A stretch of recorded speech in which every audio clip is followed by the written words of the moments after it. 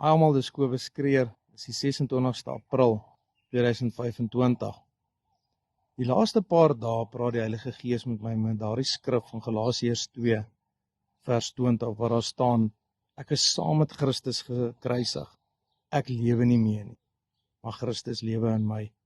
Dit het my net bietjie laat dink aan my eie lewe en hoe ek in die wêreld was en hoe God my lewe in eendag kon verander het.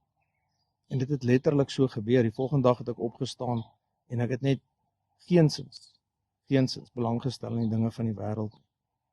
Nou, as ons gaan lees van Galasiërs 5, die hele hoofstuk, dan is dit baie duidelik hoe daar 'n onderskeid is tussen dit wat verkeerd is en dit wat reg is. Daar's 'n skeidslyn.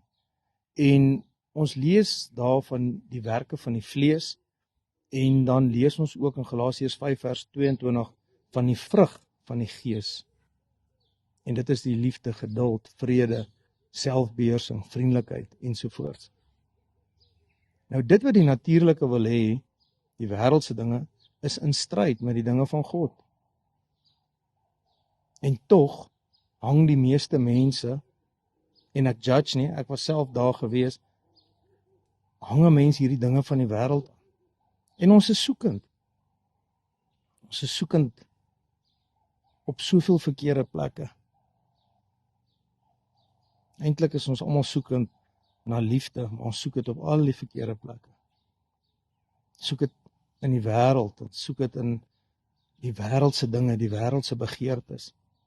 In Galasiërs 5 vers 24 sê die volgende: jy wat aan Christus behoort, het die vlees met sy hartstogte gekruisig, sy begeerlikhede, daai begeerlikhede om verkeerd te wil doen, het jy gekruisig. Want daar staan baie duidelik in die woord dat die skuldbrief wat Satan teen ons gebring het, is aan die kruis van Golgotha vasgespijker.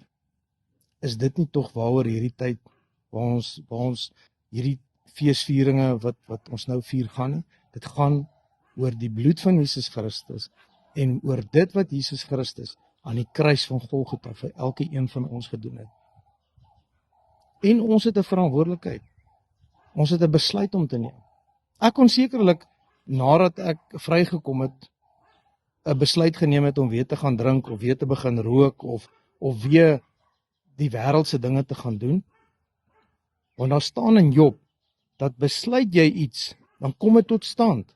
Maar ek het daai tyd 'n besluit geneem dat ek gaan God volg met alles wat in my is. En hoe getrou en hoe wonderlik is God nie. As ek sien in hierdie meer as 3,5 jaar nou wat God al vir my gedoen het en hoe die signs and die wonders van Markus 16 vers 17 my volg. Daar is niks besonders aan my nie. Ek het net besluit om my alles vir God te gee, om hom te soek met alles wat in my is.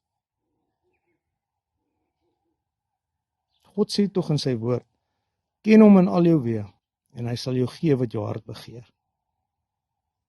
Dit is absoluut amazing om net in die gees te wandel en om nie eens bekommerd te wees of die wêreldse dinge jou gaan beïnvloed nie.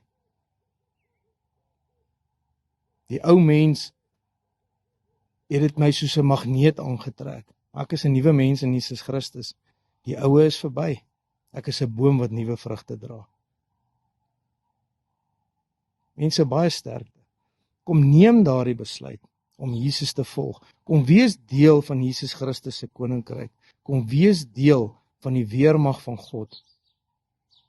Jesus se koms is baie, baie naby. Maak 'n besluit of jy deel gaan wees